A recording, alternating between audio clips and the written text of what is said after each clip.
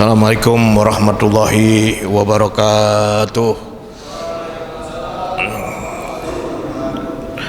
Alhamdulillah alladzi lahul izzatu wal jabarut wa biyadikal mulku wal malakut wa lahul asmaul husna wal man'ut. Wassalatu wassalamu ala rasulillah wa ala alihi wa ashabihi man tabi'udah wa walah wa qudwatah wa uswatah.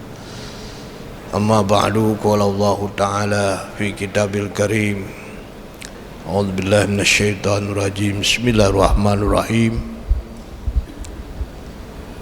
Ya ayyuhan nasu inna khalaqnakum min zakarin wa unsa wa ja'alnakum syu'uban wa qabaila lita'arafu inna akramakum indallahi atqakum innallaha alimun khabir. Surqallahul azim. Yang saya hormati Bapak-bapak pimpinan dari SDIK Polri, ya, para mahasiswa dari SDIK Diklat Polri dan hadirin sekalian. Pertama, kita bersyukur pada Allah Subhanahu wa taala atas rahmat dan karunia-Nya, wabil khusus yang menjadikan Indonesia ini sebagai negara yang disebut sebagai the miracle country in the world. The miracle country in the world, negara yang merupakan mukjizat di dunia. Ada mata begitu.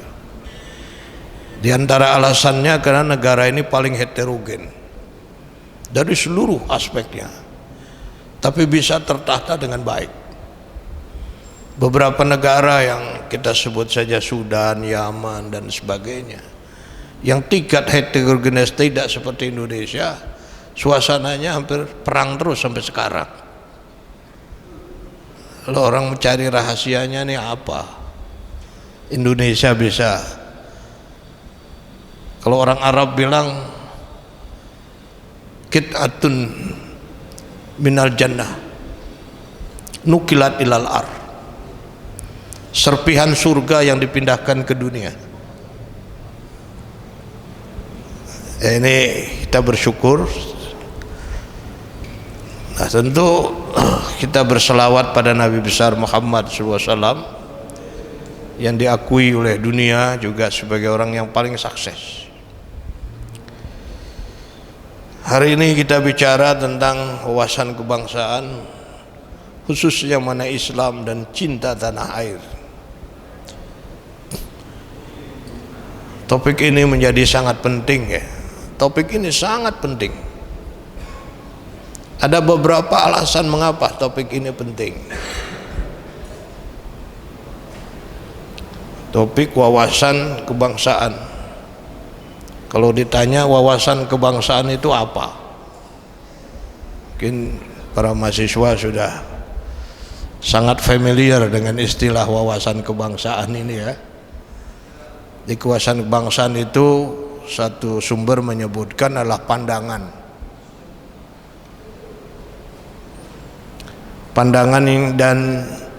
Pandangan yang diikuti dengan sikap dan pengamalan.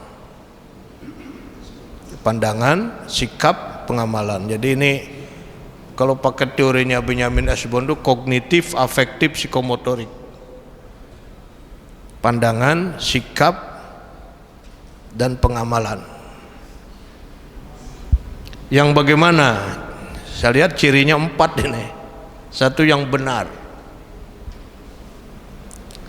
Kedua, yang tepat. 3, yang luas. 4, yang mendalam. Nah, ini. Jadi pandangan, sikap dan pengamalan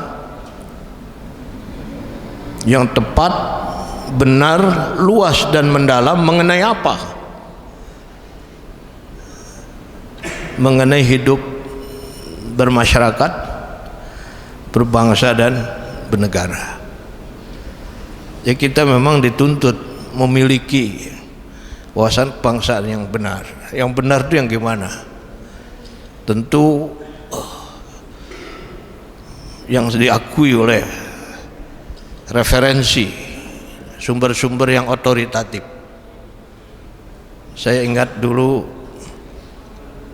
mungkin saudara mengikuti dulu, ada namanya P4 pedoman penghayatan pengamalan Pancasila. Pedoman penghayatan pengamalan Pancasila. Nah, saya juga pernah ikut di Tatar itu, ya, di Pejambon. Nah, lalu sekarang kita punya wawasan kebangsaan ini, ya, itu yang benar itu adalah berdasarkan referensi yang diakui kebenarannya oleh sejarah. Yang tepat artinya pengertiannya itu tidak semau kita, yang luas artinya bisa dengan contoh-contoh pengamalannya dan mendalam. Nah, wawasan kebangsaan ini juga biasanya dihubungkan dengan simbol-simbol, logo, nilai dalam dokumen-dokumen yang sudah diakui bersama, yaitu Pancasila, Undang-Undang Dasar 1945, NKRI, Bhinneka Tunggal Ika, wawasan Nusantara, bela negara.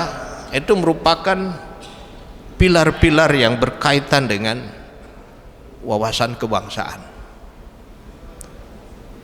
Saya kira ini sudah sangat maklum lah. Pertanyaannya, mengapa ini kita perlukan? Mengapa ini penting?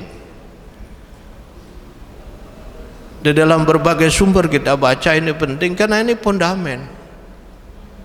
Ibarat bangunan ini landasan, Pak. Dan landasan ini digali dengan serius, dengan sungguh-sungguh oleh founding father kita. Kita baca sejarah itu kan, yang merumuskan ini luar biasa itu. Termasuk para ulama ada di dalamnya, Pak. Oleh sebab itu rumusan Pancasila, Undang-Undang itu sudah selesai.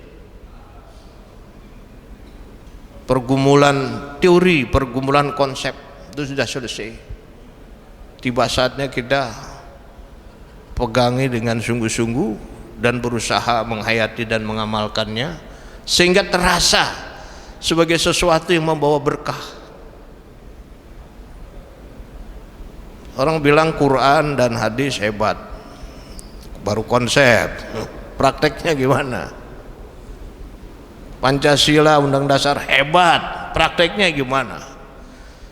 Nah, kita saatnya sekarang ini bagaimana nilai-nilai tadi transformatif di dalam kehidupan. Nah, jika ini terlaksana, maka kita sampai pada poin bahwa ini menjadi fundamen. Tanpa ini goyah, Pak. Dan yang kedua adalah bahwa kita ini memandang penting karena wawasan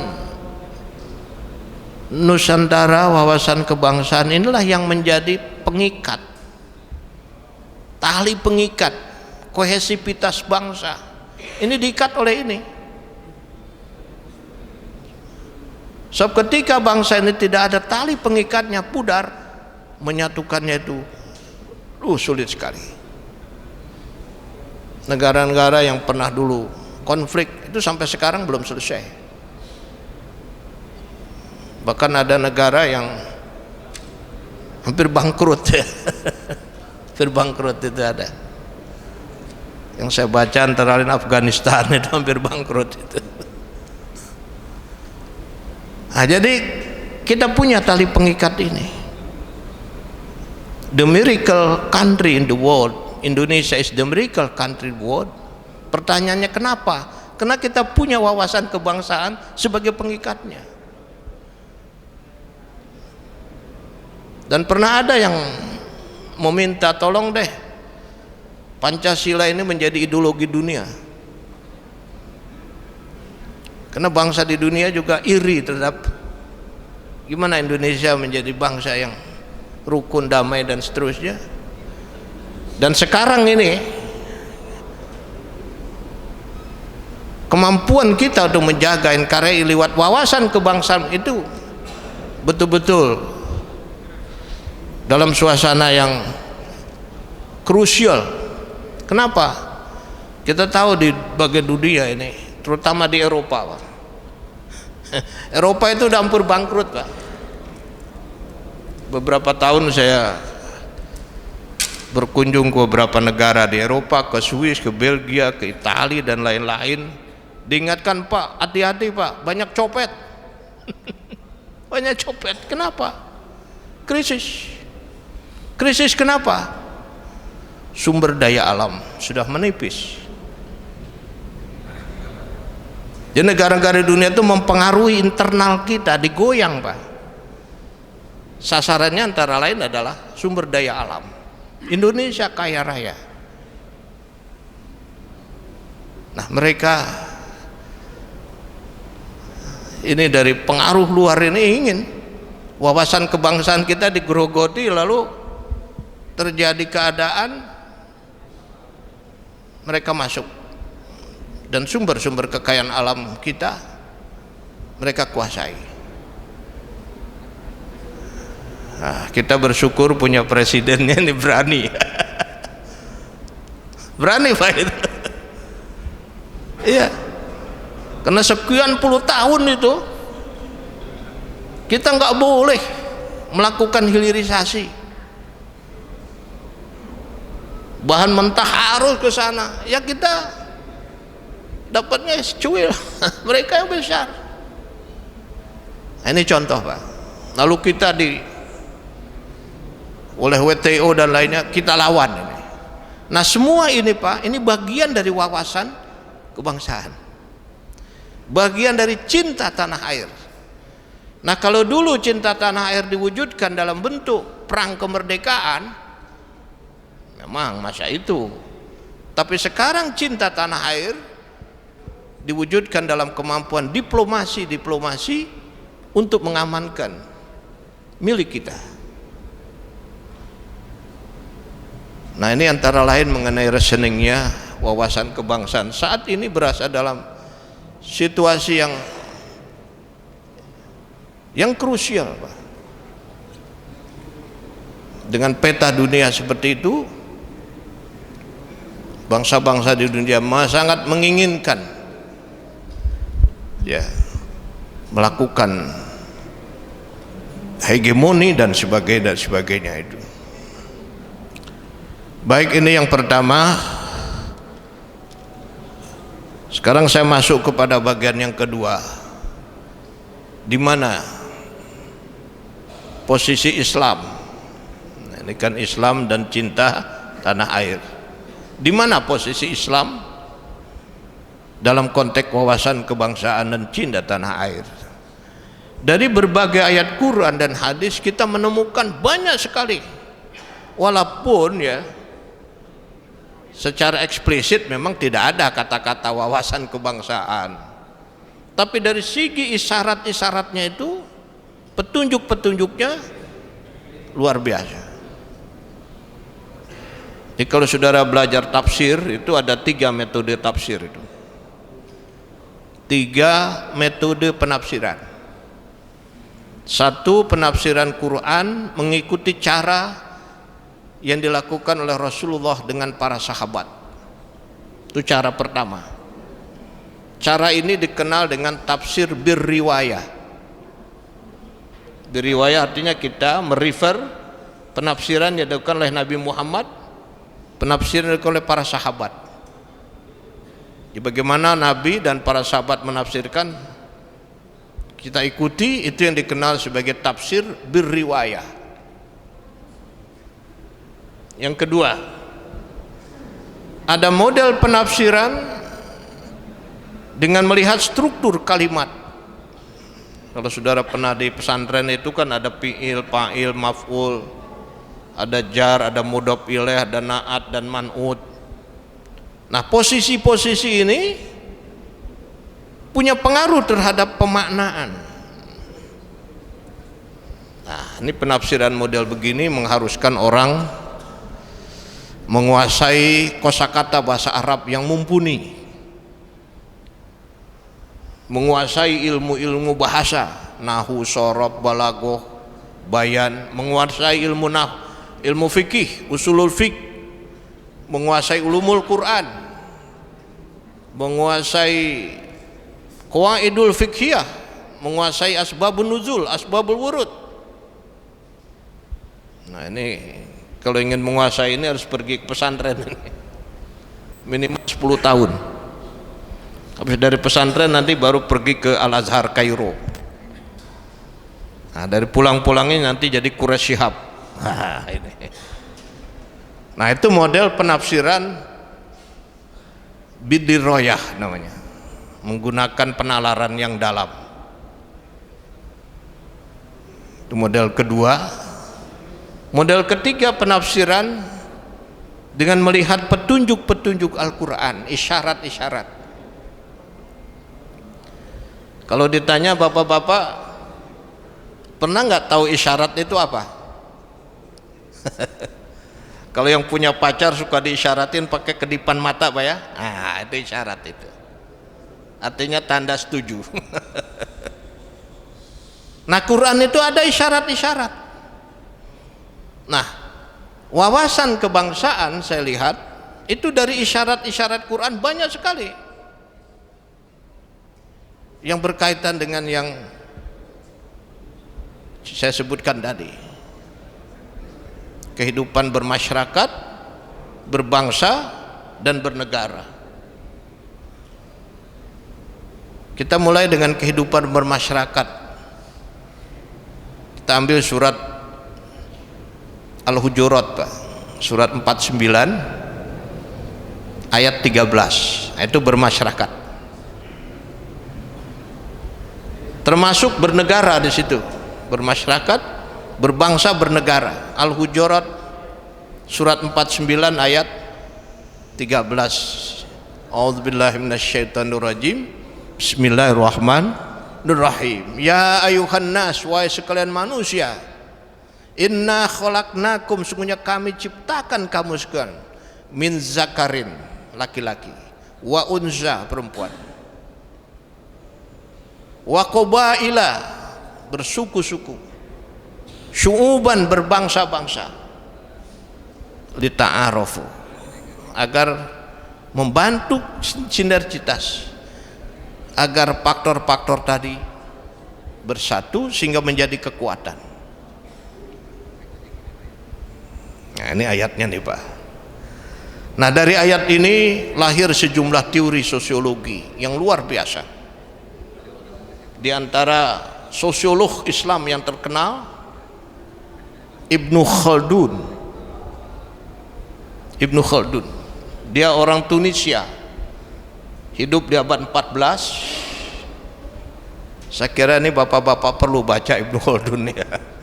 Abad 14 itu abad di mana Islam mulai pecah. Karena kita lihat abad ke-7 sampai abad ke-14 Islam itu berada dalam golden age, zaman keemasan. Masa itu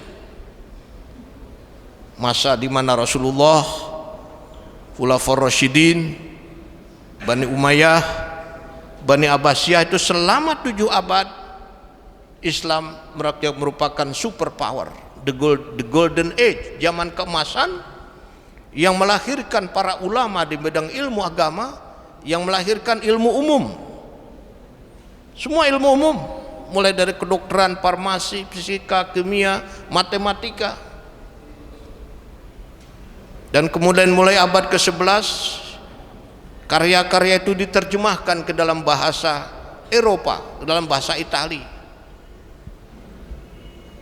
Mulai abad ke-16 Eropa bangkit, zaman Renaissance, zaman demokrasi, zaman Aufklärung. Itu semua adalah sumbangan dari Islam. Nah, masuk ke abad 14 tadi Islam mulai meredup. Dinasti besar terakhir adalah dinasti Muwahhidun, pecah. Nah, negara-negara serpihannya itu menjadi negara-negara antara lain Maroko, Tunisia, Aljazair, itu jadi itu. Nah, Ibnu Khaldun ada pada masa itu dengan merujuk kepada ayat tadi, Hujurat 49 ayat 13, Ibnu Khaldun membuat teori pembentukan negara dengan berbasis pada teori Su'ubiyah. Mungkin sudah baca ini, teori Su'ubiyah. Teori Su'ubiyah itu begini, ketika masyarakat Baduy yang nomad berpindah-pindah, kata Ibnu Khaldun, dia baru bisa membangun kebudayaan dan peradaban kalau dia menjadi masyarakat menetap. Masyarakat menetap itu ya tinggal di suatu kota lah, ditetap masyarakat urban. Nah, masyarakat urban, masyarakat kota itu harus punya pemimpin. Kalau masyarakat nomad ya gimana, jarang ketemu. Begitu tinggal dia harus punya pemimpin. Pertanyaannya, bagaimana cara memilih pemimpin? Kata Ibnu Khaldun, memakai teori syu'ub, teori kesukuan. Suku apa yang paling dominan di situ? Suku apa yang paling berwibawa? Suku apa yang paling hebat? Suku apa yang paling dihormati? Suku apa yang pemberani? Suku apa yang punya wibawa? Itu diangkat. Diangkat menjadi pemimpin. Teori Syu'ubiyah. Karena nggak ada cara lain. Tapi teori Syu'ubiyah itu lama-lama akan berkurang. Jadi komunitas dari Syu'ub itu berkurang. Maka kepemimpinan berganti kepada apa yang disebut dengan serdadu bayaran. Nah, di situ. Nah, pada serdadu bayaran karena Syu'ub makin kurang. Ini sebagai teori saja, Pak. Nah, nanti setelah itu berubah ke dalam sistem monarki turun temurun ya. Lalu setelah negara Islam dijajah, lalu mulai merdeka, misalnya Tunisia, Maroko, Aljazair merdeka, Mesir, Indonesia. Nah, dalam situasi seperti itu setiap negara tidak sama memilihnya karena faktor kultur dan lainnya berbeda.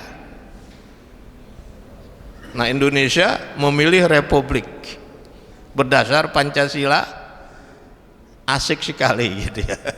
Kita negara kesatuan NKRI, walaupun tidak menyebut dasarnya agama, tapi jiwanya, spiritnya sangat religius.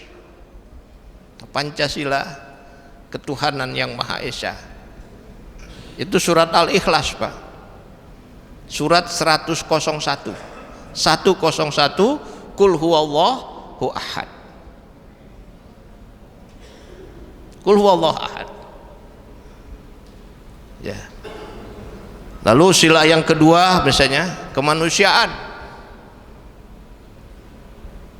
Kemanusiaan itu ada di dalam surat Bani Israel, surat 17 ayat 70.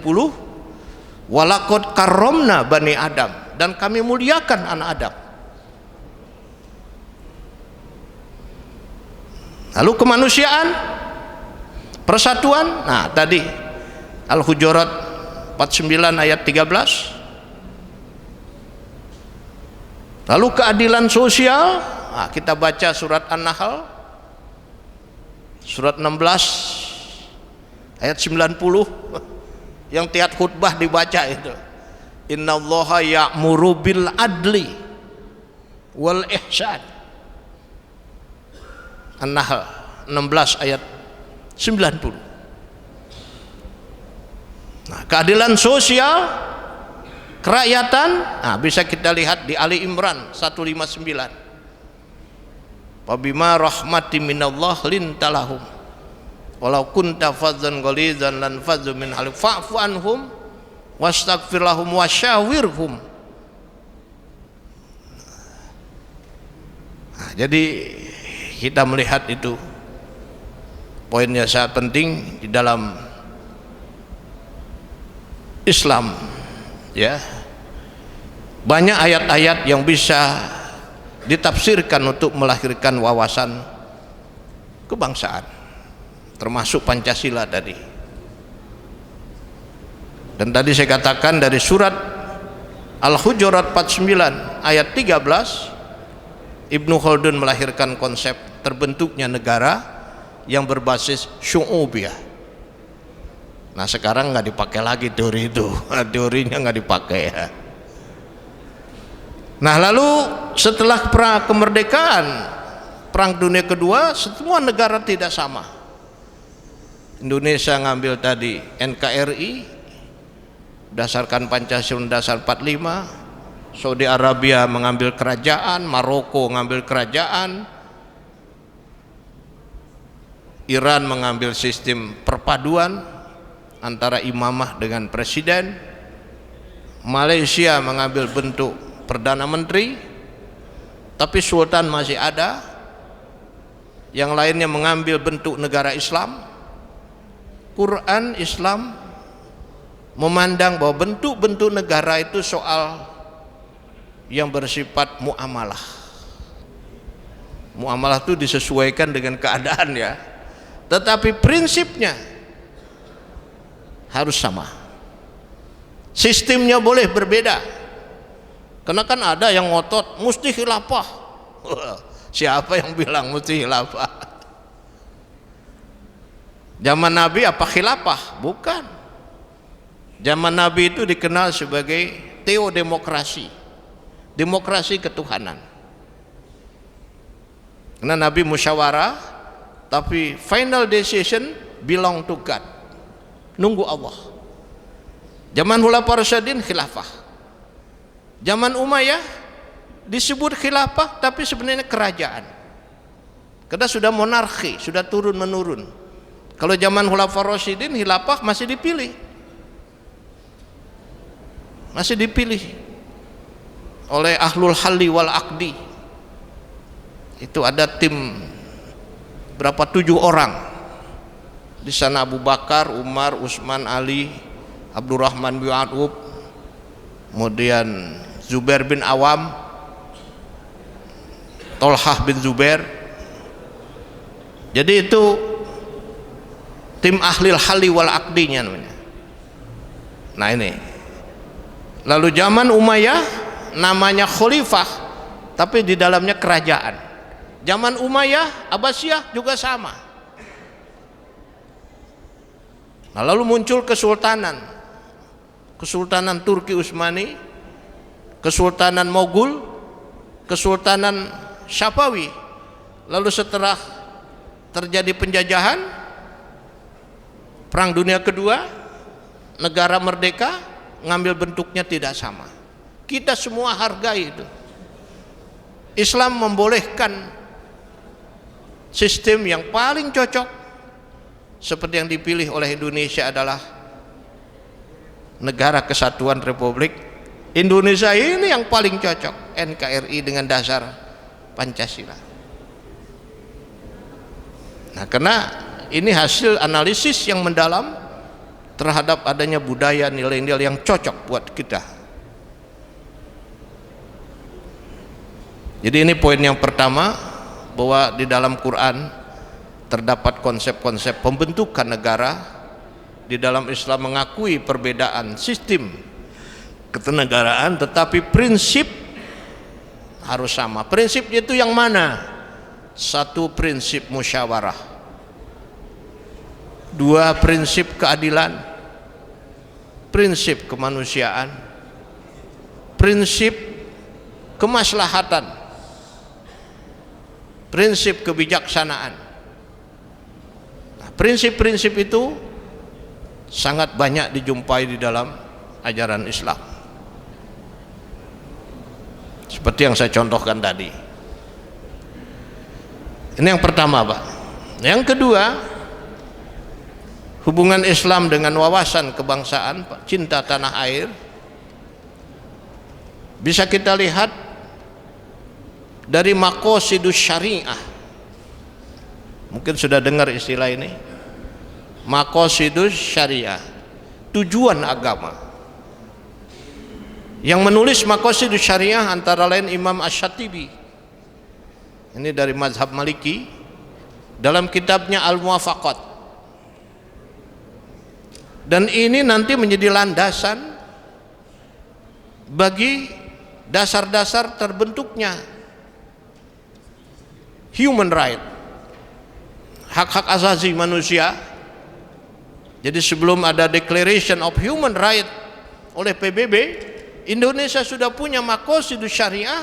Isinya itu adalah pengakuan, perlindungan terhadap hak-hak asasi manusia. Nah, kalau hak-hak asasi manusia dilindungi, ya negara akan kuat, akan kokoh, nasional kita akan muncul. Satu yang disebut dengan hifzun nafas, memelihara jiwa, memelihara nyawa. Nah, begitu pentingnya nyawa, jiwa. Nah, orang berusaha menyelamatkan diri, kadang-kadang urusan lain di stop dulu demi nyawa. Kapan? Kemarin waktu Covid. Covid-19 itu nyawa, Pak. Nah, Islam mewajibkan memelihara nyawa. Maka kemudian Majelis Ulama bilang, demi memelihara nyawa, tolong sholat berjamaah stop, sholat di rumah masing-masing, kan gitu. Idul Fitri stop, Idul Adha stop. Itu, Pak. Kenapa? Memelihara nyawa. Dan memelihara nyawa itu adalah sesuatu yang urgent. Nyawa nggak ada, semua habis. Nah, sholat berjamaah dan lainnya itu memang bermanfaat bagi spiritualitas dan lainnya. Tapi memelihara nyawa dilihat oleh Islam lebih utama.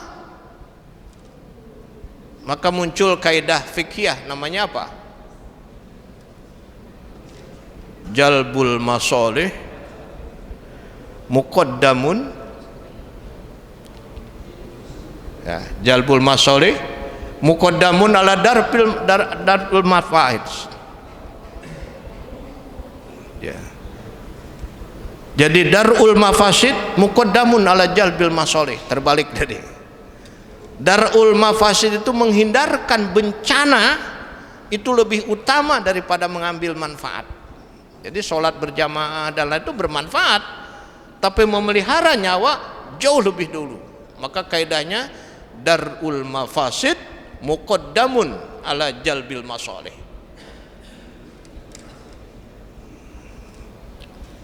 Nah, yang kedua adalah memelihara agama. Di sini maksudnya bagaimana fitrah beragama kita juga diberikan tempat agar kehidupan manusia memiliki pegangan yang kokoh. Yang ketiga adalah hifzul akal, memelihara akal. Di sini dimaksudkan selain memelihara akal dari minuman alkohol dan sebagainya yang bisa merusak akal, juga memberikan kebebasan kepada akal untuk mengungkapkan pendapat yang bertanggung jawab. Maka di sini pendidikan harus mencerdaskan. Yang keempat, memelihara harta. Jadi orang hartanya dilindungi, nggak boleh diambil, dicuri dan sebagainya. Maka Islam memberikan syariat tentang perekonomian. Perekonomian berdasar syariah misalnya, yang menjamin orang dari penipuan, dari pencurian, dari manipulasi, dari monopoli, dari tagrir, dari tadlis, banyak lagi. Dan alhamdulillah Indonesia termasuk negara yang memelihara harta dengan konsep ekonomi syariah yang kian hari itu makin mendapat kepercayaan. Dan yang unik adalah saya baca pengguna ekonomi syariah itu justru banyak dari non muslim. Ada yang bertanya kepada saya, gimana? Ya bagus itu, karena syariat Islam itu manfaatnya bukan hanya buat orang Islam, yang lain juga. Wa ma arsalnaka illa rahmatan lil alamin. Nah, yang kelima adalah maqasidus syariah itu adalah hifzun nasl, memelihara keturunan. Nah, di sini kaitannya di mana orang menentukan pasangan hidupnya, merencanakan keluarganya, tempat tinggalnya dan sebagainya. Nah, 5 ini itu sangat berkaitan dengan wawasan kebangsaan, karena dengan 5 ini hak-hak asasi orang dilindungi, lalu dia merasa sebagai satu bangsa yang mendapat perhatian. Jadi munculnya fakultas kedokteran, munculnya fakultas ekonomi, munculnya lembaga departemen pendidikan, munculnya departemen agama, munculnya departemen perdagangan dan lain-lain, itu karena maqasidus syariah. Yang kedua itu. Lalu yang ketiga, bukti kita punya wawasan dan cinta tanah air. Dalam sejarah terdapat perintah-perintah agar kita tampil sebagai orang yang membela negara ketika negara kita diserang. Ya, di dalam Quran itu kita membela negara kita ketika kita diserang. Wa qatilu fi sabilillah alladzi yuqatilunakum. Jadi kita di dalam Islam ini perang itu bukan ekspansionis, tapi membela harkat martabat marwah negara kita. Maka itu Al-Quran wajib mewajibkan kepada kita membela negara, memerangi terhadap orang yang memerangi kita, yang mengekspansi kita, yang menghegemoni kita, yang menjajah kita. Maka inilah yang dilakukan misalnya oleh Mbah Hasyim Asy'ari, ya, waktu pasukan sekutu mendarat di Jakarta. Waktu itu Bung Karno ada di rumah Mbah Hasyim Asy'ari. Kata Bung Karno, nih Mbah, bagaimana Mbah? Ya. Ini keadaan begini nih Mbah ini.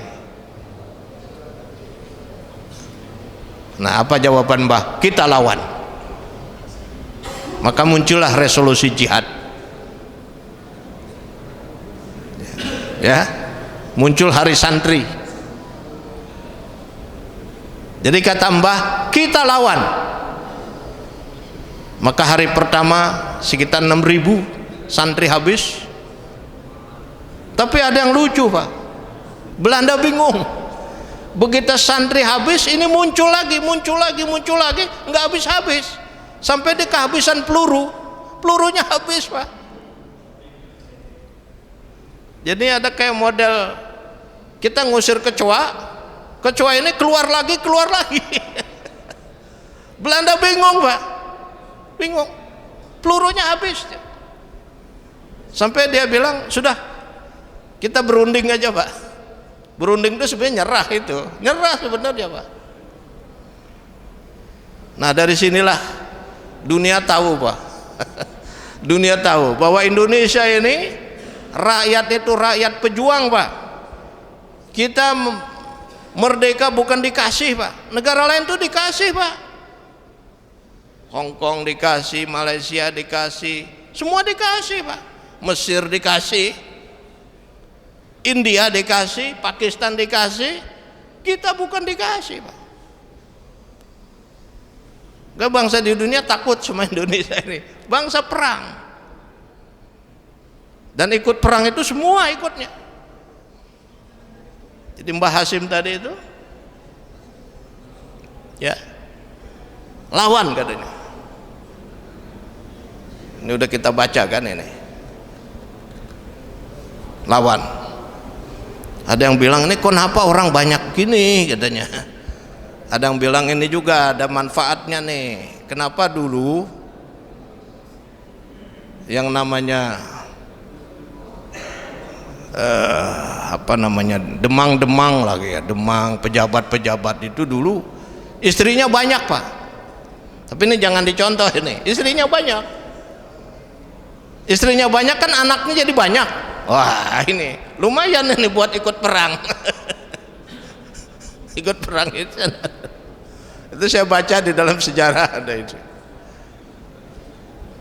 Ada manfaatnya juga itu.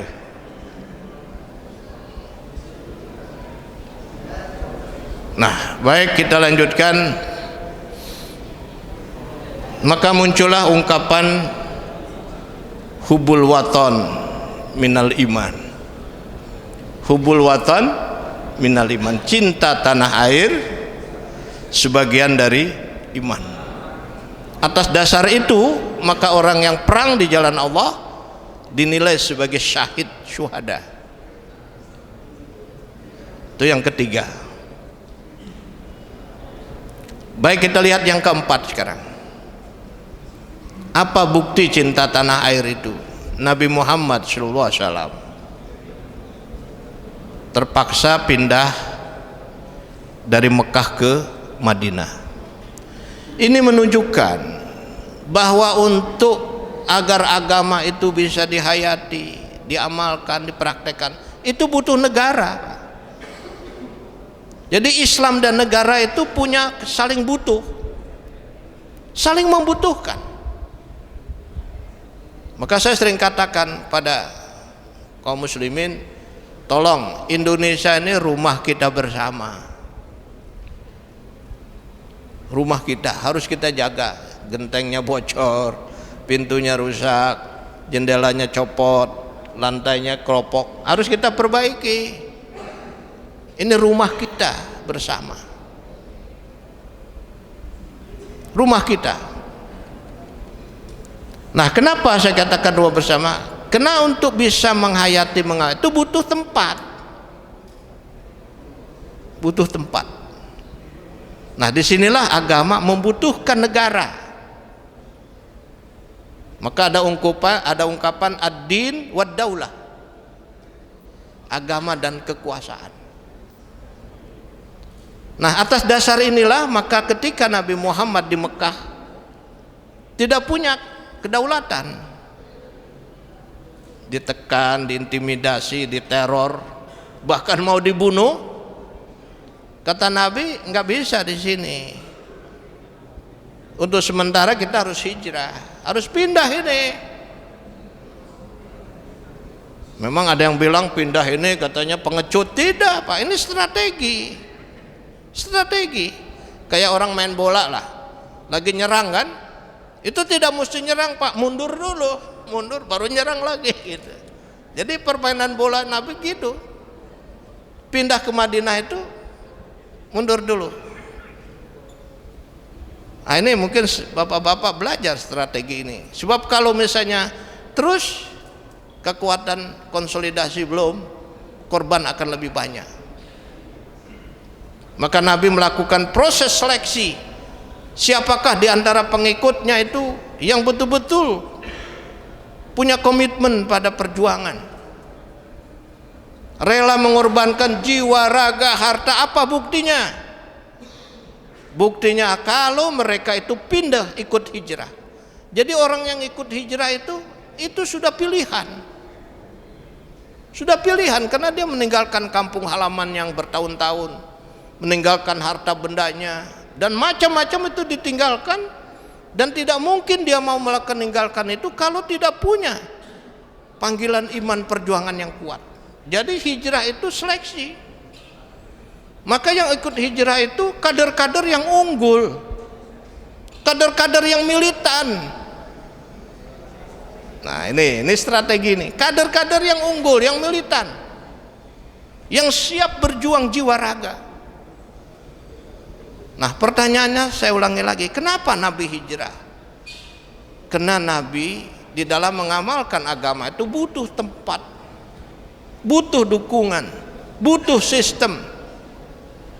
Nah, alhamdulillah ketika sudah pindah ke Madinah, Nabi bisa melaksanakan program-program pengamalan agama. Nah, disinilah saya katakan orang Islam wajib cinta tanah air. Orang Islam wajib memiliki wawasan kebangsaan yang mantap. Dan dengan cara itu Islam akan menjadi rahmat bagi seluruh alam. Ya, kita sudah baca bagaimana di Madinah Nabi membangun sistem pendidikan. Kalau ditanya pendidikan yang bagaimana di Madinah itu, ya, itu kita baca antara lain di Madinah itu pendidikan yang pertama dibangun namanya As-Suffah. As-Suffah. Kalau Mustafa Ali Yaakob bilang inilah pondok pesantren pertama di dunia, namanya As-Suffah. Di situ ngambil emperan masjid, bagian dari masjid. Muridnya itu yang ikut pindah dari Mekah, sebagian dari Madinah, biayanya dari ghanimah, gurunya langsung Rasulullah, kurikulumnya Al-Quran hadis. Jumlahnya itu ada mengatakan 90 muridnya itu, ada mengatakan lebih. Inilah orang-orang pertama sampai Islam tersebar ke seluruh dunia ini, murid-murid Nabi ini sebagai lulusan-lulusan unggulan yang nanti menyebar ke beberapa daerah, mulai dari ke Kufah, ke Basrah, ke Mesir, ke Azerbaijan, ke Samarkand, ke Irak. Nah, ini menyebar terus. Dan di tempat dia berdiri mendirikan lagi lembaga. Nah, di sini di Sufah inilah Nabi pertama kali mendidik, karena Nabi itu ternyata seorang pendidik. Pernah Nabi masuk ke masjid, di masjid ada yang sedang sholat, berzikir, ada yang sedang berdiskusi, tapi ternyata Nabi bergabung dengan yang berdiskusi, tidak dengan yang zikir dan sebagainya. Lalu ditanya kenapa Rasul bergabung dengan yang berdiskusi. Nah, Nabi bilang kalau yang berzikir itu kan lebih individualistik, pribadi dia. Tapi dengan yang berdiskusi, dia sedang membicarakan bukan hanya urusan pribadi dia, urusan kemasyarakatan, sosial, dan kemajuan. Dan untuk ibadah masih banyak waktu, sedangkan berdiskusi kan sebentar. Maka Nabi bergabung dengan yang berdiskusi. Lalu Nabi mengatakan, ba'asani Rabbi mu'alliman.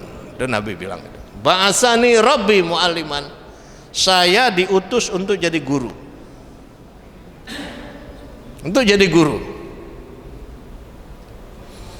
Nah, apa fungsi Nabi sebagai guru? Itu nanti dijelaskan di dalam 4 ayat paling tidak itu. Pertama di Al-Baqarah. Di Al-Baqarah 129, lalu di Al-Baqarah 151, lalu di Ali Imran 164, lalu di Al-Jumu'ah 62 ayat 2. Itu bicara tentang Nabi sebagai guru. Nabi sebagai guru di situ tugasnya sebagai at-tilawah, at-ta'lim, at-tazkiyah. Ayatnya berbunyi di Al-Jumu'ah 62 ayat 2, Rabbana wab'as fihim rasulan minhum, ya Allah utuslah pada mereka seorang rasul. Maka diutuslah Nabi Muhammad SAW, tugasnya yajlu alaihim, membacakan ayat-ayat Allah, baik ayat Quran maupun ayat fenomena alam. Wa yu'allimuhumul kitab, ajarkan menulis, ajarkan Quran. Yu'alim di sini adalah melakukan apa disebut sekarang ini kegiatan literasi, pengembangan wawasan untuk bisa memahami. Itu yu'allimu, kegiatan literasi. Wa yuzakkihim, nah yang ketiga ini pembinaan mental spiritual agar melahirkan pribadi-pribadi yang berakhlakul karimah. Nah, kegiatan Nabi Muhammad SAW dalam bidang pendidikan itu kenapa bisa terjadi? Karena sudah memiliki negara, sudah memiliki tempat yang di situ masyarakatnya sudah memahami program-programnya dan bisa menyatu, sehingga kegiatan pendidikan, kegiatan ekonomi, kegiatan lainnya itu bisa berjalan. Nah, di sini menunjukkan bahwa wawasan kebangsaan, cinta tanah air itu diperlukan oleh agama. Maka saya suka heran kalau ada mereka dari kelompok muslim tapi mau ingin menghancurkan negara. Bingung saya, mau tinggal di mana sampean ini? Ya, ngutak-ngatik yang kuat ini mau tinggal di mana sampean ini? Padahal tadi kita katakan Indonesia ada rumah bersama yang wajib dibela, karena agama tanpa ada negara yang damai ya susah untuk dipraktekkan. Itu yang ketiga ya. Yang keempat sekarang, apa bukti bahwa Nabi mewujudkan wawasan kebangsaan? Apa bukti Nabi menyatukan? Apa bukti Nabi melindungi? Itu bukan hanya isapan jempol, bukan hanya teori, tapi sudah dipraktekkan dalam apa yang disebut dengan dokumen Madinah, apa yang disebut dengan Mitsaqul Madinah. Mitsaqul Madinah, perjanjian Madinah. Sebelum itu memang ada juga perjanjian kecil-kecil yang disebut dengan Baiat Aqabah. Ingat, sebelum Nabi pindah dari Mekah ke Madinah, itu sudah ada pionir-pionir, orang-orang Madinah yang sengaja menemui Nabi. Setelah berziarah ke Mekah, menemui Nabi. Apa isinya? Ya Rasul, tolong pindah ke sana. Untuk apa? Nah, kami butuh apa? Butuh pimpinan yang bisa menyatukan kami. Kami selama ini perang terus, perang antar suku, kaum Khazraj dan Aus itu perang terus. Jadi kami nggak bisa. Jadi kami ingin ada juru damai. Itu permintaan dari utusan-utusan Madinah. Kata Nabi, kalau gitu udah kita beat. Nah, itu disebut dengan Baiat Aqabah. Yang pertama ada sekitar 27 orang. Nah, lalu beat yang kedua bertambah jumlahnya sampai 70 orang. Isinya hampir sama. Baiklah kalau gitu, saya siap pindah ke Madinah, asalkan katanya mau ngikuti kepemimpinan saya, kata Nabi. Dan tolong nanti saya sampai di sana dilindungi. Oh iya, siap. Oh, siap. Baik kalau gitu, beat. Nah, ini Baiat Aqabah, Pak. Maka setelah itu pindahlah Nabi. Nah, pindahnya juga dengan cara yang cerdas ini. Nabi itu pindahnya cerdas, Pak. Pertama diambil waktunya malam, yang diperkirakan orang sudah istirahat, dan Nabi ambil waktu malam. Nah, untuk meninggalkan tempatnya itu Nabi melakukan kamuflase, minta pada Sayyidina Ali, tolong ini tempat saya, tempati sama kamu, ini mantel saya yang warna hijau kamu pakai. Nabi keluar, Sayyidina Ali di dalam. Lalu pas diintip, wah Nabi masih ada. Apa? Itu lagi tidur mantelnya, padahal Sayyidina Ali. Cerdas kan itu. Yang kedua, pada waktu hijrah itu yang suruh pindah duluan itu pengikutnya. Jadi ya kaum kafir Quraisy nggak mengejar pengikutnya, karena sasaran utama itu Nabi.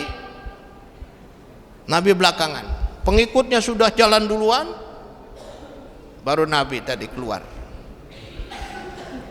temani Abu Bakar. Nah, karena perjalanan jauh dan Nabi menggunakan kecerdasan yang ketiga, apa? Menempuh jalur yang tidak biasa dilalui. Jadi ada dua jalur, ada jalur utara dan selatan. Kalau jalur utara itu pinggir laut, orang jalan pinggir laut langsung kelihatan. Tapi Nabi mengambil jalur selatan, jalur yang nggak pernah diinjak orang, nggak pernah dilalui orang, dengan batu terjal dan sebagainya.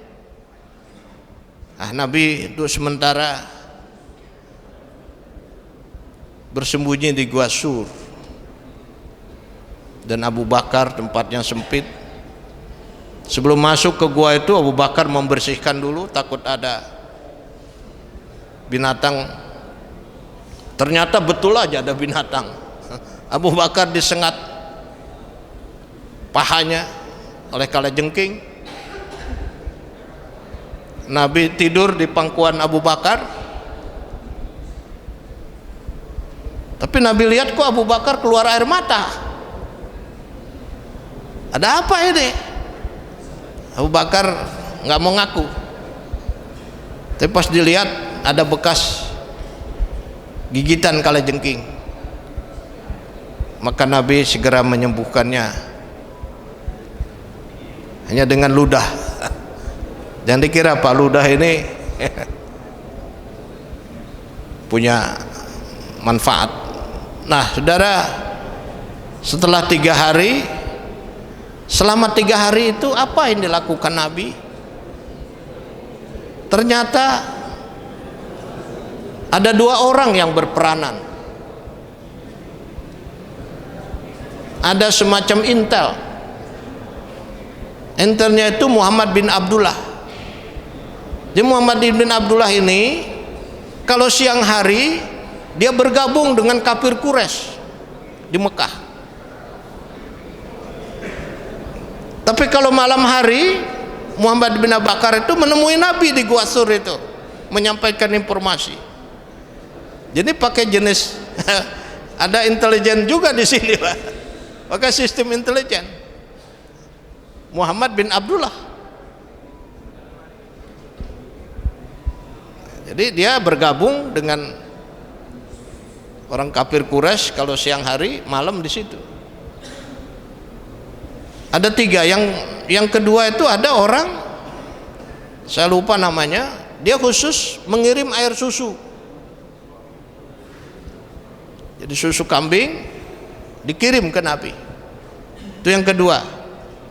Yang ketiga ada khusus mengirim makanan. Nah, ini namanya siapa tuh wanita itu ya? Anaknya Abu Bakar. Berani sekali itu kan, mengirim makanan melewati daerah terus supaya nggak ketahuan, ngirim makanan ke Nabi Muhammad dan Abu Bakar di Gua Sur. Berani sekali dia. Nah, pada waktu jalan pindah, sudah selesai dari situ Nabi melanjutkan perjalanan. Gimana ini? Jalannya Nabi nggak tahu, Maka Nabi menyewa pemandu. Siapa nama pemandunya itu? Abdullah bin Ukairid. Pemandunya itu orang Nasrani. Abdullah bin Ukairid itu diupahi oleh Nabi cukup besar dengan 3 ekor unta. Kalau nggak ada pemandu nggak nyampe ke sana. Orang daerah yang nggak pernah dilalui. Nah, di sini asas profesional.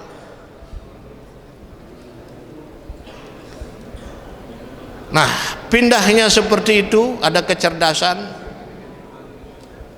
yang juga keyakinan pada Tuhan. Keyakinannya karena kafir Quraisy itu ternyata mengejar Nabi sampai ke pintu gua. Untung ditolong oleh Allah dengan mengirim laba-laba, segera ditutup dengan kamuflase pengecohan sehingga musuh tidak menganggap ada orang di situ, dan di atasnya ada burung dara serang ngeram. Tambah lagi, ini nggak mungkin ini. Padahal kaki kuda musuh sudah di depan pintu gua. Kalau dia nunduk segini aja kelihatan. Nah, Abu Bakar begitu bersedih dan takut, tapi Nabi mengatakan, la takhaf wa la tahzan. Jangan khawatir, jangan takut. Innallaha ma'ana. Allah bersama kita. Nah, jadi ini bukti bahwa Nabi membutuhkan cinta tanah air, yaitu butuh tempat Nabi berhijrah. Nah, setelah kurang lebih 10 tahun di Madinah, karena 13 tahun di Mekah, 10 tahun di Madinah, Nabi juga merasa Mekah ini harus kita ambil kembali. Nah, ini bela negara ini. Ini anu kita ini. Ya. Maka apa yang terjadi? Nabi mencoba melakukan mobilisasi anggota, tapi pada saat mobilisasi anggota masih dihalangi oleh kafir Quraisy, masih dihalangi. Ditambah lagi waktu itu kafir Quraisy itu bekerja sama dengan orang Yahudi yang ada di Khaybar. Yahudi yang ada di Khaybar jumlahnya puluhan ribu. Kafir Quraisy yang ada di Mekah berkolaborasi dengan Yahudi yang ada di Khaybar. Nah, ini Nabi menghadapi 2 front besar. Nah, di sini muncul kecerdasan lagi nih. Gimana nih? Bagaimana ini menghadapi 2 musuh, kafir Quraisy dan orang Yahudi di Khaybar? Maka strategi Nabi adalah dengan cara memecah kekuatan lawan. Gimana caranya? Nabi melakukan gencatan senjata dengan kafir Quraisy. Gencatan senjata dengan kafir Quraisy. Ini disebut dengan perjanjian Hudaibiyah. Nah, berbagai klausul yang ada di dalam perjanjian itu banyak yang merugikan umat Islam pada waktu itu, tapi demi tujuan yang lebih besar, Nabi tujuan lebih besarnya Nabi memecah kekuatan. Maka dengan berjanji dengan kafir Quraisy kan dia tidak menyerang kan, sehingga kekuatan Islam khusus konsentrasi melawan Khaybar. Ini strategi Nabi. Fokus kita melawan Yahudi Khaybar. Untuk ini dengan kafir Quraisy kita gencatan senjata supaya dia tidak nyerang. Fokus ke sana.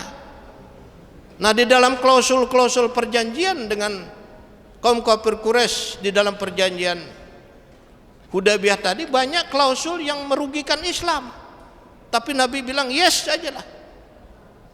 Nah, di sini kalkulasi politik rugi tapi keuntungan lebih besar.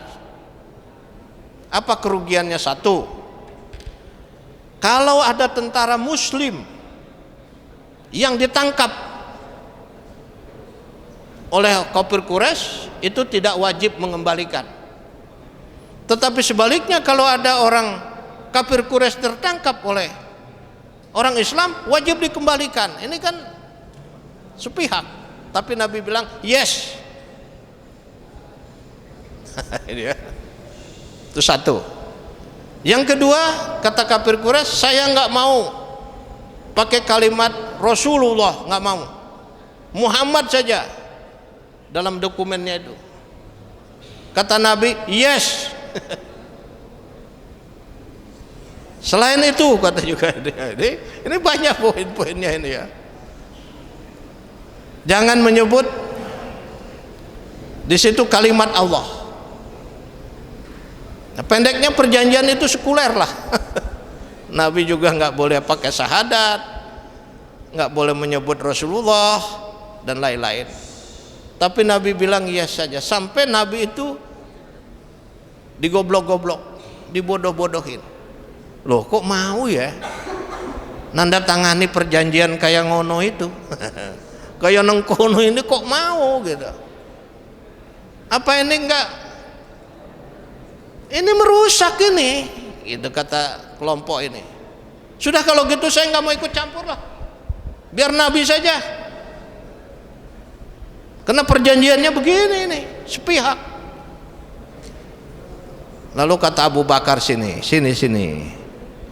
jangan sok tahu kau. Jangan sok tahu, ngegoblok-goblokin Nabi. Seolah-olah kau yang paling cerdas. Ayo kita lihat. Nah, ayo kita lihat nanti endingnya, kira-kira gitu.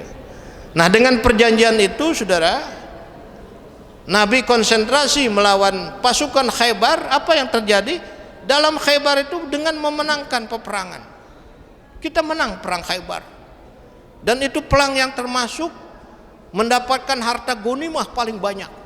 Di antaranya adalah tanah. Tapi kalau tanah mau bawanya gimana?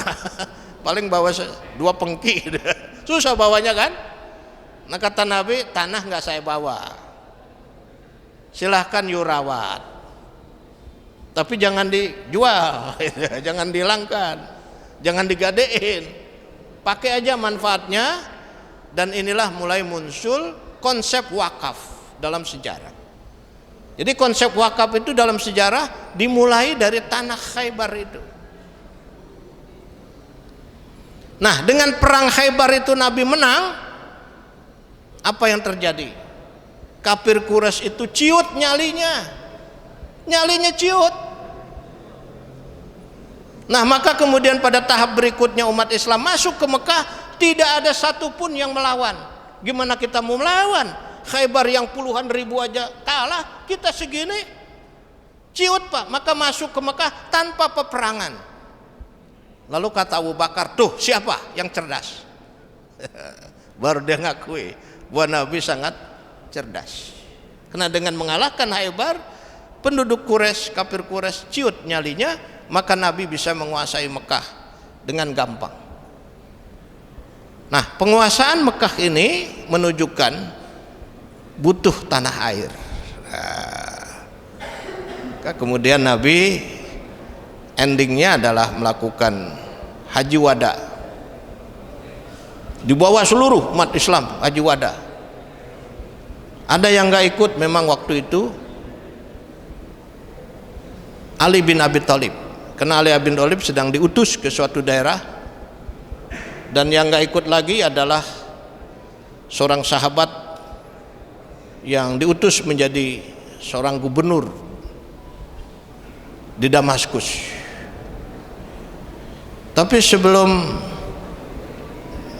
gubernur yang diutus ke Damaskus tadi, Nabi bilang begini, saya mohon maaf ya, karena mungkin ini pertemuan terakhir. Jadi ada isyarat seolah-olah ini perpisahan. Kepada Sayyidina Ali juga begitu. Saya mohon maaf karena boleh jadi ini nggak ketemu lagi kita. Nah, di haji wada itu Nabi melaksanakan haji. Kalau ditanya haji apa yang dilaksanakan Nabi, itu hajinya haji qiron. Kalau saudara melaksanakan haji itu ada 3 macam ya. 1 haji tamatu, 2 haji qiron, 3 haji ifrad. Apa haji tamatu? Kita mulai dengan ihram umrah, termasuk umrah untuk haji. Tapi setelah itu, karena masih musim haji masih lama, misalnya kita datang awal Dzulhijjah kan, awal ini Dzulqa'dah ya, misalnya tanggal 10 Dzulqa'dah kita datang kan, nunggu Dzulhijjah masih sebulan lagi Pak. Tanggal 10 Dzulhijjah kan baru haji, lama karena nunggu dari 10 Dzulqa'dah itu kan lama kita pakai pakaian ihram. Maka haji tamatu itu boleh melepas pakaian ihram. Jadi setelah tawaf kudum, setelah melakukan umrah untuk haji, kita lepas pakaian biasa. Yang bawa istri boleh campur istrinya. Nah, itu kira-kira bisa 25 hari ya.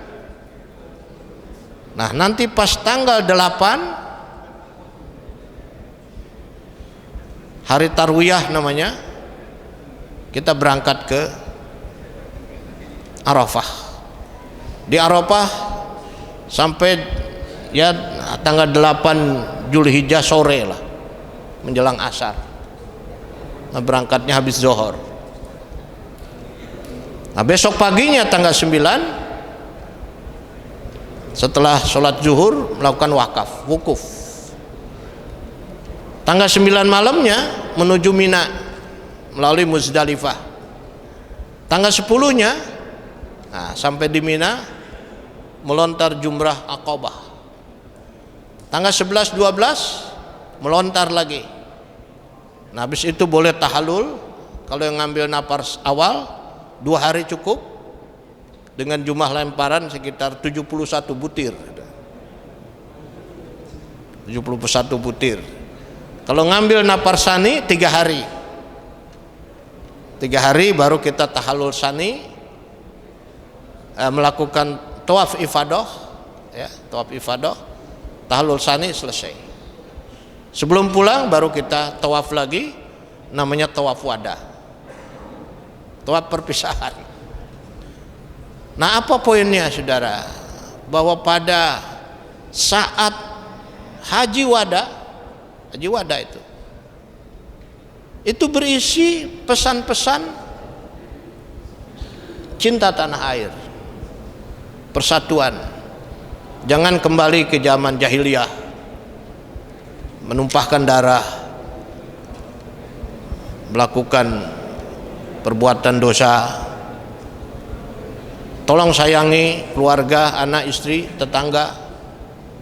Nah, itu semua saya lihat di dalam dokumen haji wada itu terdapat pesan-pesan cinta tanah air.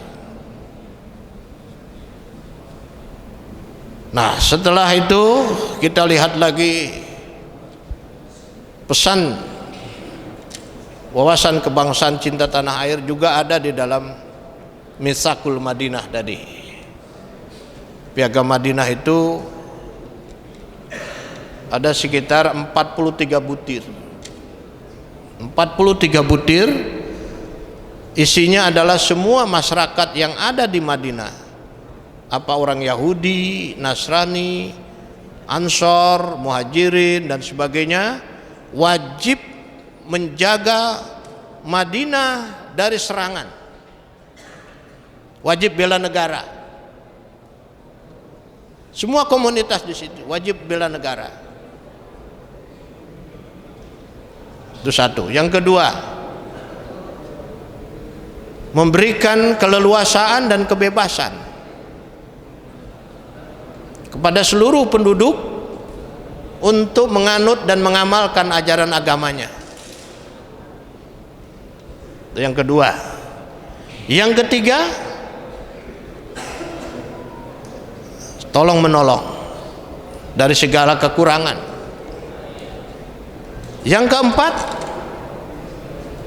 harus saling membela jika kelompoknya disakiti. Nah, Piagam Madinah ini suatu perjanjian yang menurut pengamat sosiolog Amerika Robert Bellah, ini adalah perjanjian yang baru ada di dunia. Ini adalah perjanjian yang melampaui 14 abad. Karena bangsa di dunia belum kenal itu dengan perjanjian lintas agama, lintas budaya, belum pernah. Robert Bellah bilang ini sebuah lompatan besar. Baik ya, ini kajian kita yang kita lihat Islam dengan wawasan kebangsaan atau cinta tanah air.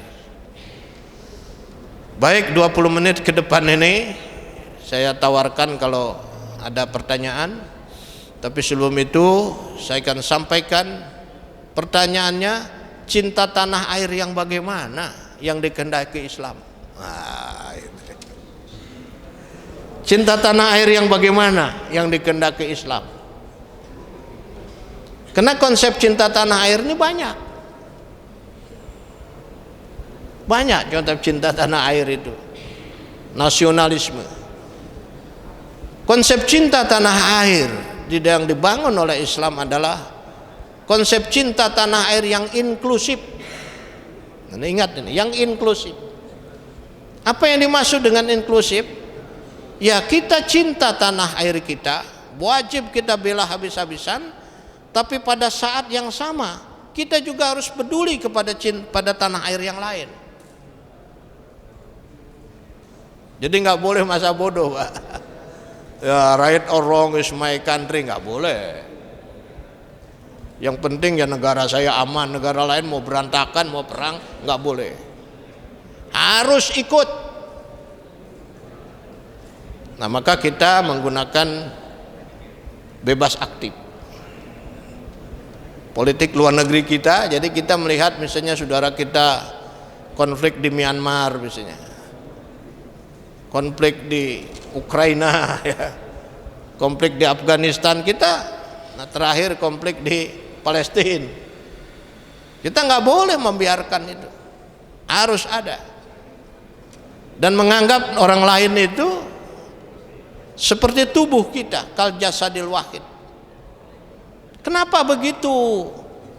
Ingat, kita juga satu saat mungkin seperti mereka. Kita aja bisa saja kita dijajah dan sebagainya. Tapi kalau kita pernah membantu orang, maka orang tanpa diminta pun akan membantu kita. Nah, ini konsepnya. Tapi kalau kita nggak peduli, satu saat kita yang berada dalam keadaan mereka, nah paling mereka syukurin loh.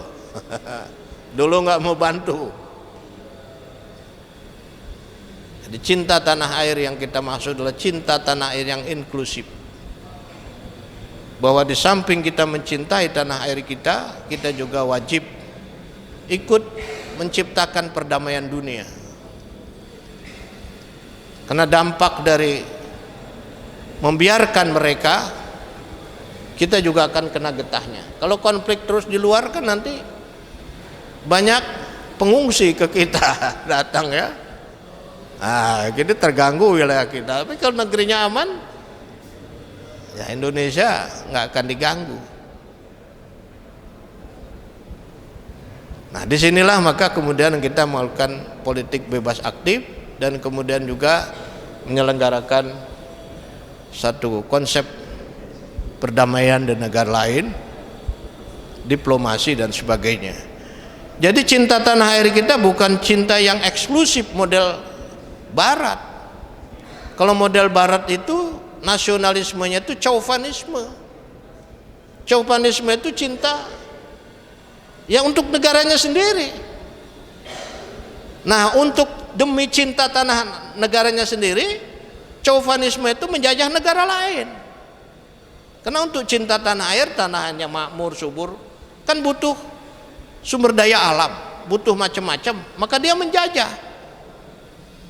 Padahal nasionalisme nggak boleh menjajah. Nggak boleh menjajah. Jadi kita bangsa yang anti penjajahan, kita nggak menjajah. Ya dulu cerita Timur-Timur kan lain lagi itu. Kita justru melindungi mereka. Dan dengar-dengar mereka juga berpisah dengan NKRI, nyesel Pak. Karena nggak bisa membangun, nggak bisa dia itu. Sampai sekarang ya masih gitu-gitu aja gitu.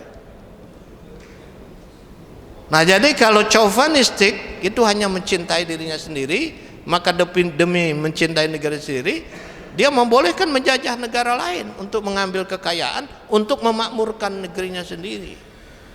Nah nasionalisme kita bukan yang seperti itu. Nah terkait dengan cinta tanah air seperti itu, maka kita wajib ikut mendamaikan. Wa in ta'ifatani minal mu'minina iqtatalu fa aslihu bainahuma. Jika ada dua kelompok yang berperang, fa aslihu bainahuma. Dua itu harus didamaikan. Fa in bagat ihdahuma, kalau yang satunya tetap menyerang terus, faqatilu, boleh. Sampai kapan perpuluhan? Hatta tabgi, hatta tapi'a ilaihim, sampai mereka itu menghentikan. Jadi kita dalam rangka perdamaian ya kita bisa nurunkan pasukan untuk meredam kelompok-kelompok yang tidak mau berdamai. Fa in bagat ihdahuma faqatilul lati tabgi hatta tafi'a ila. Fa in fa'at, kalau mereka sudah oke, faslihu bainahuma. Lalu di dalam ayat berikutnya, innamal mu'minuna ikhwatun faslihu baina akhwaikum wattaqullaha la'allakum turhamun. Itu ayat 10, 11, 12 surat Al-Hujurat. Baik, yang terakhir, apakah cinta tanah air yang diharapkan oleh Islam itu? Saya katakan tadi bahwa kita bukan hanya berteori, bukan, tapi founding father kita ikut serta dalam perumusan landasan-landasan wawasan kebangsaan itu. Founding father kita dari kelompok-kelompok Islam khususnya, ya, seperti Agus Salim, Kiai Mas Mansur, Wahid Hasim, Kasman Singodimedjo dan lain-lain, itu sangat intens sekali di dalam ikut merumuskan Pancasila, ikut memberikan isi terhadap batang tubuh Undang-Undang Dasar 45, bahkan sampai tadi kita ikut bela negara. Jadi baik secara normatif teologis maupun secara historis empiris terbukti dengan jelas bahwa wawasan kebangsaan yang fokusnya pada Islam dan cinta tanah air bisa kita lihat baik secara normatif dalam Islam, dalam ajaran Quran maupun secara historis empirik.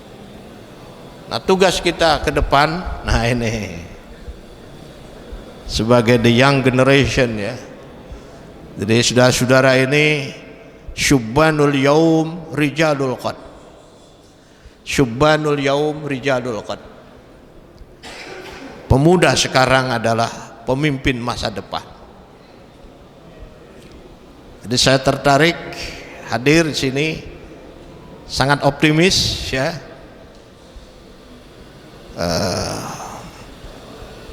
sangat optimis bahwa di tangan saudara ini ikut mewujudkan pesan-pesan Al-Quran dan hadis, ikut melanjutkan misi perjuangan para founding father, karena ini adalah bagian dari mewujudkan rahmat bagi seluruh alam. Karena itu saya doakan ya, mudah-mudahan saudara sukses semuanya, menjadi orang-orang yang berhasil, menjadi orang-orang pemimpin yang visioner bagi kemajuan bangsa negara. Saya kira demikian. Ini ada beberapa menit, saya persilakan kalau ingin dimanfaatkan, silakan. Mungkin ada yang mau bertanya biar enggak pada ngantuk. Silakan.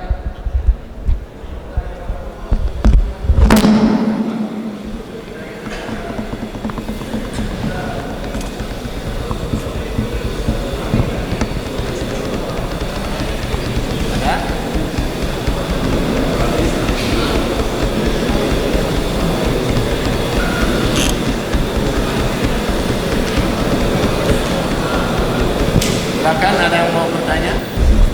Silakan.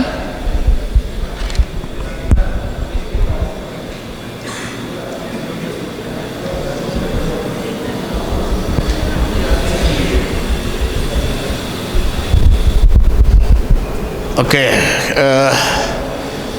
nanti saya sambil tunggu ya. Jadi di dalam rangka wawasan kebangsaan, cinta tanah air ini menjadi satu prinsip yang di masa sekarang ini itu terjemahannya bisa bermacam-macam ya. Terjemahannya satu misalnya, coba kita pahami tentang tantangan globalisasi. Tantangan globalisasi. Kalau saya kutip pendapat Daniel Bell itu seorang futurolog dari Amerika, ada 5 tantangan global yang ini punya pengaruh terhadap wawasan kebangsaan, dan ini bagian dari cara strategi yang harus strategi baru menghadapinya. Globalisasi yang kita tahu adalah terjadinya borderless. Jadi batas-batas teritori dan sebagainya itu tidak lagi menjadi hambatan. Kita sudah disatukan lewat kekuatan teknologi informasi. Teknologi informasi yang kita tahu menuntut kita bekerja cepat, memperluas. Kalau kita ikuti teorinya dari Auguste Comte, itu kan ada masa manusia hidup di zaman primitif. Semua fenomena alam dihubungkan dengan kekuatan gaib. Ini era mistik, era teologis. Ada masalah ya, diadukan pada kekuatan gaib dengan melaksanakan ritual, baca mantra, pengorbanan, tari-tarian dan sebagainya. Itu mistis. Pada masa itu tidak ada perubahan. Zaman batu, siklus kehidupan begitu aja terus, beribu-ribu tahun itu. Nah, terus masa yang kedua, era metafisis, ketika orang menemukan hukum-hukum yang ada di alam. Hukum itu kemudian dia rumuskan menjadi teori ilmu.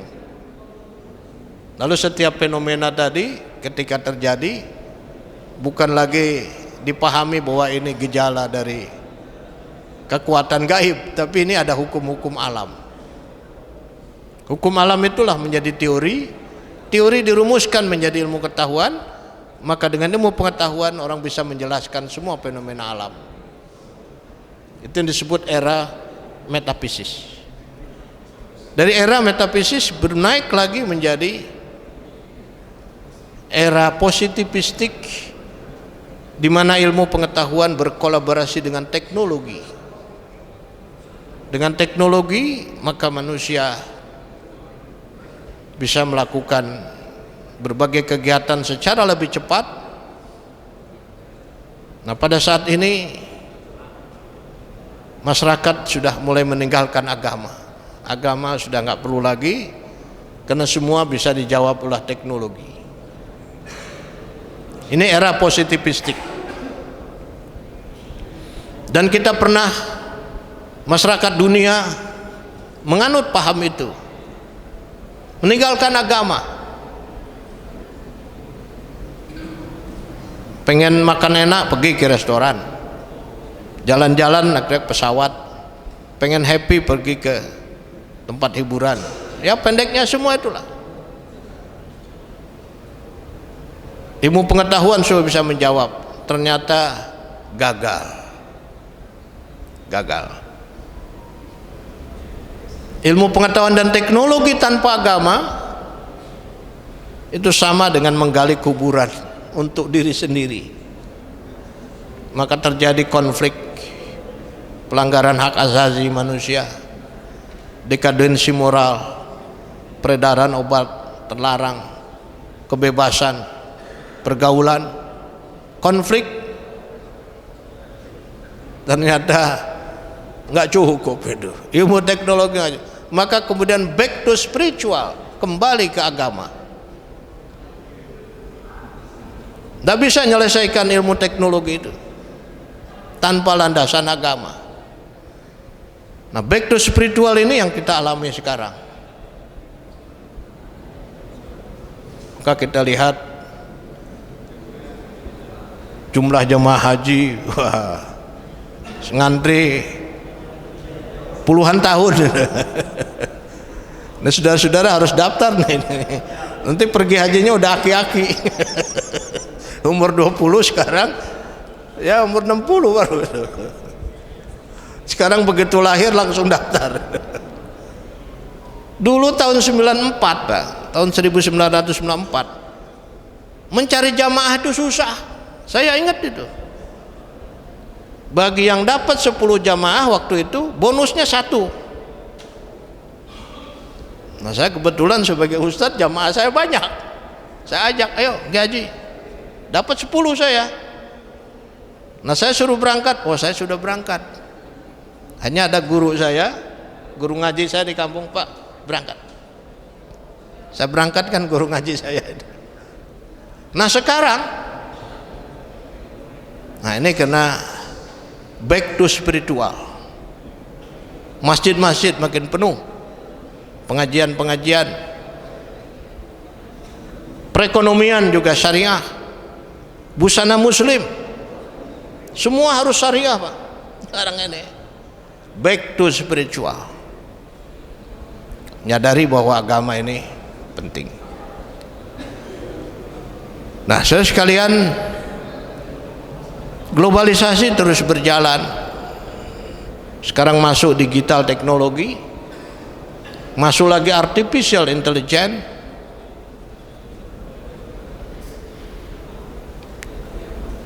Kalau saudara baca artificial intelligence, ada yang namanya genome editing. Kita sudah baca itu, genome editing. Genome editing itu sudah bisa dilakukan oleh artificial intelligence. Intinya adalah sel-sel gen manusia itu sudah bisa direkayasa. Sudah bisa direkayasa. Misalnya apa? Ini orang mau dibentuk menjadi fisiknya itu tumbuh misalnya 10 meter, itu bisa. Kayak raksasa gitu. Bisa, Pak, dengan gen editing. Dengan artificial intelligence, dengan konsep tadi saya bilang genome editing. Lebih dari itu, selain fisiknya, wataknya itu bisa dibikin tanpa kemanusiaan, tanpa memiliki rasa kemanusiaan. Itu udah bisa sekarang, Pak. Gimana kita? Ini zamannya Hitler dulu katanya mau bikin kayak gitu kan, tapi gagal. Tapi ya majelis ulama, bahkan komunitas para ilmuwan di Italia sudah menetapkan ini tidak boleh. karena dampaknya, buruknya itu lebih besar daripada manfaatnya. Ini tantangan, Pak. Nah, kembali kepada Daniel Bell tadi, saya katakan ada 5 tantangan. Pertama adalah hegemoni ekonomi yang menimbulkan perdagangan yang kuat, ketat, persaingan ketat. Dan di sini siapa yang keluar sebagai the winner, the best, the great, tentu yang modal kuat, jaringan pasar kuat, produknya cepat, packagingnya bagus dengan harga murah.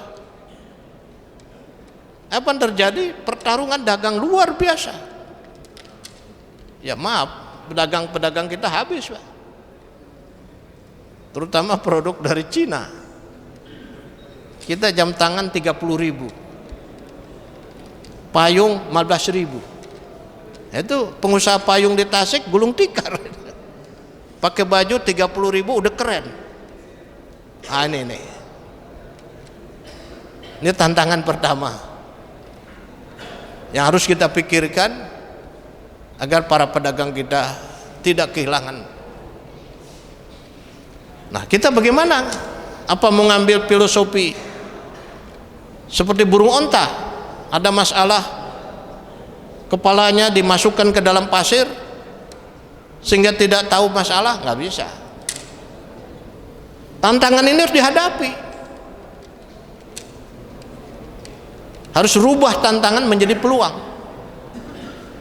Ini satu ini. Yang kedua, ini masih teorinya Daniel Bell ya. Terjadinya fragmentasi politik akibat dari perebutan sumber daya alam. Tadi udah saya singgung, Pak. Indonesia termasuk yang diincar ini sumber daya alamnya. Maka situasi politiknya kita digoyang terus. Yang ketiga, penggunaan teknologi mengakibatkan perlunya retraining, re-education. Kalau tidak, kita ketinggalan pekerjaan. Zaman saya mulai kerja dulu kan kerja pakai mesin tik. Sekarang mesin tik udah gak ada. Kalau mereka yang ingin terus kerja, ya harus menguasai komputer. Untuk itu harus re-education. Nah, bagi yang muda-muda ini wajib. Bagi yang tua seperti saya nih, ya tinggal ngitung hari pensiun, ya sudahlah selesai. Begitu sudah ada nggak bisa ini, dikuasai teknologi modern. Yang keempat, smart teknologi. Smart teknologi ini bisa merebut pekerjaan. Sudah ribuan pekerjaan diambil oleh teknologi. Sampai petugas tol aja diambil loh teknologi. Udah smart teknologi nih. Nah, sementara pekerjaan-pekerjaan baru belum muncul. Belum muncul. Ya, jadi misalnya sekarang pegawai perpustakaan nggak diperlukan. Orang mau cari apa udah ada di handphone. Editing nggak diperlukan. Masukkan data langsung bisa menghitung sendiri. Akunting itu juga tidak diperlukan dengan sistem SPS, ya, penghitungan statistik. Nah, jadi ini smart teknologi ini luar biasa, menggantikan pekerjaan orang. Nah, maka kita harus bikin pekerjaan baru.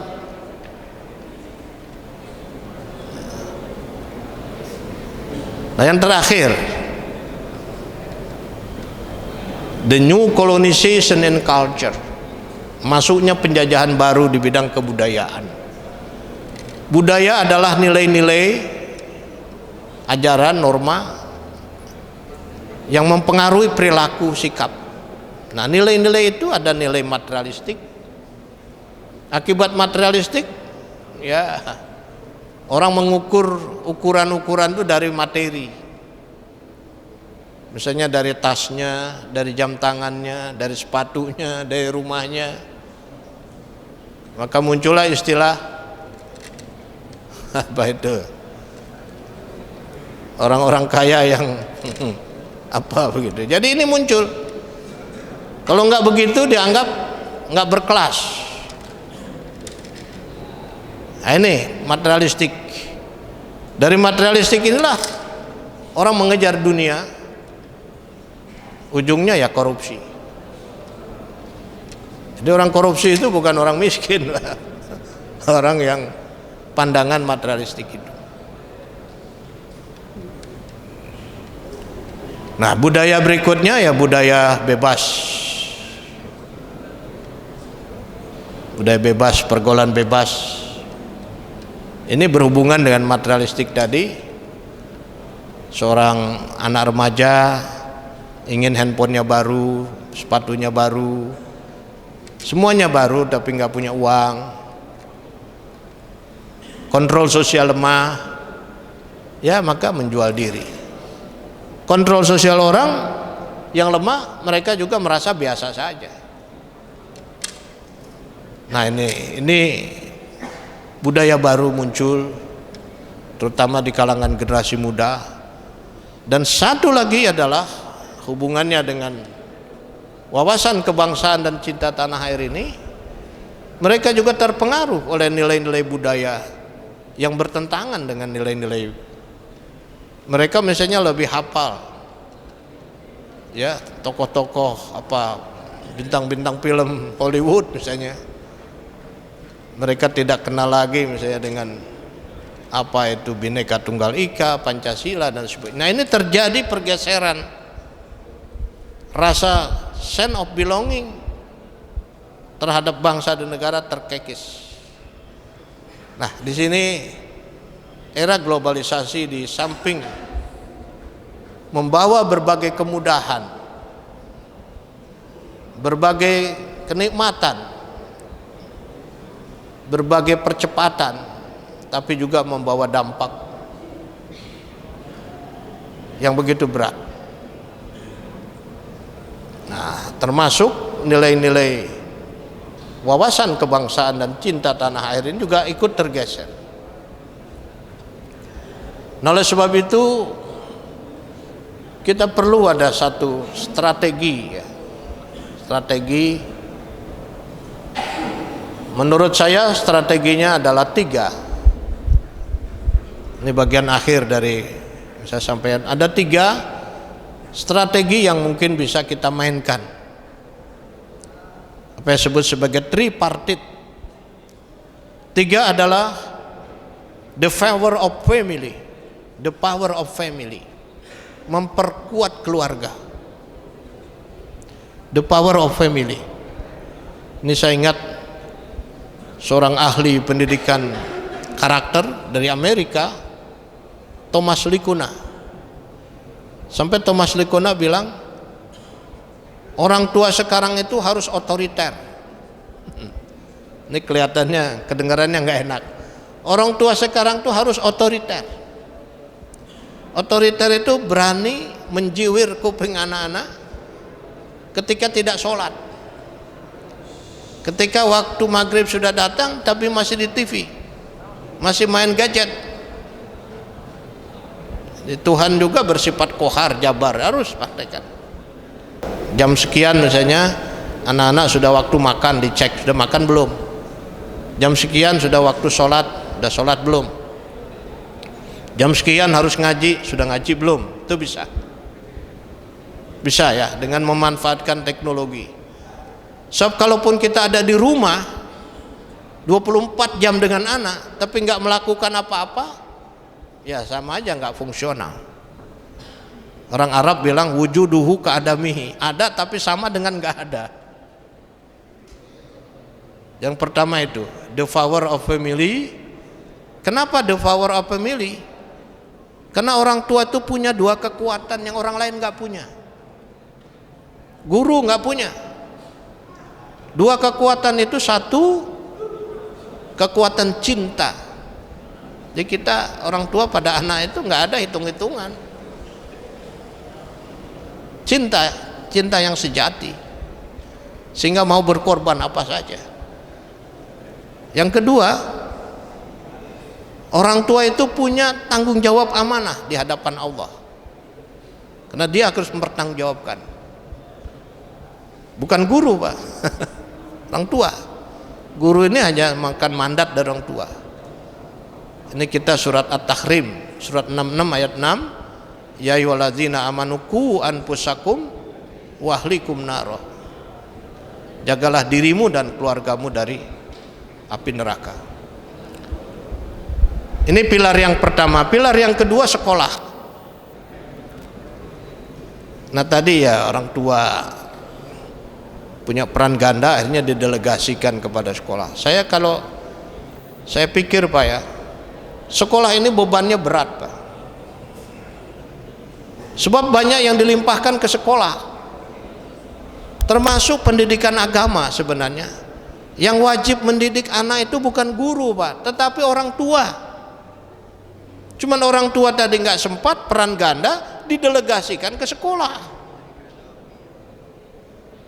Jadi surat At-Tahrim tadi alamatnya kepada orang tua.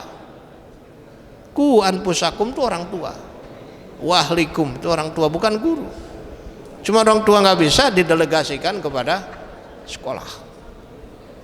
Banyak hal-hal yang di luar itu didelegasikan ke sekolah, termasuk olahraga. Itu bukan kewajiban sekolah sebenarnya. Kewajiban dinas olahraga diserahin ke sekolah. Kesehatan diserahin ke sekolah. Banyak itu yang diserahkan ke sekolah.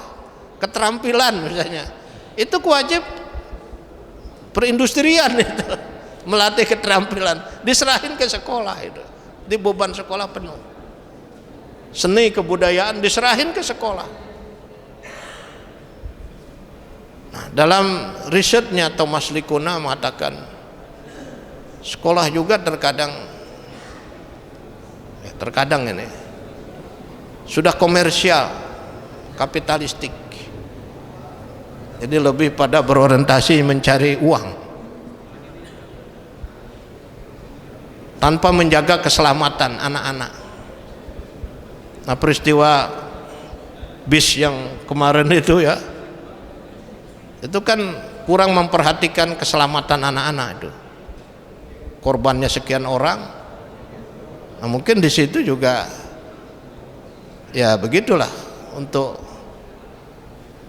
tujuan-tujuan ya, misalnya cari keuntungan tanpa memikirkan anak itu. Nah, sekolah juga terkadang sudah memberikan contoh yang tidak berakhlak. Anak ujian dikasih bocoran, yang penting lulus, pengetahuan nggak ada. Nah, ini kan sudah mendidik, menanamkan ketidakjujuran. Nah, yang terakhir adalah masyarakat. Masyarakat selain sebagai pemakai pendidikan juga sebagai kontrol. Nah, untuk itu masyarakat harus membantu menciptakan satu lingkungan, ya, mengadakan berbagai kegiatan yang bisa menopang. Nah, tripartit inilah yang harus dikembangkan. Sayangnya menurut saya ini, selama ini kita hanya menyiapkan sekolah sebagai the center of excellence, tapi rumah tangga dan masyarakat ini nampaknya kurang mendapat sentuhan. Di negara-negara maju saya lihat itu orang tua juga dibina oleh pemerintah untuk bisa melaksanakan pendidikan. Bapak dan Ibu sudah hadir sekalian, sesuai jadwal ini waktunya tinggal 1 menit ya. Saya ingin mengapresiasi sekali lagi. Pertama, saya mengucapkan terima kasih. Saya sudah diberi kehormatan untuk berbicara di hadapan para mahasiswa sebagai pelanjut masa depan bangsa. Yang kedua, sekali lagi saya doakan mudah-mudahan saudara sukses di dalam menjalani pendidikan, berhasil, berguna bagi diri saudara, bagi masyarakat, bangsa dan negara, bahkan bagi kemanusiaan di dunia. Demikianlah, wabillahi taufiq wal hidayah. Wassalamualaikum warahmatullahi wabarakatuh.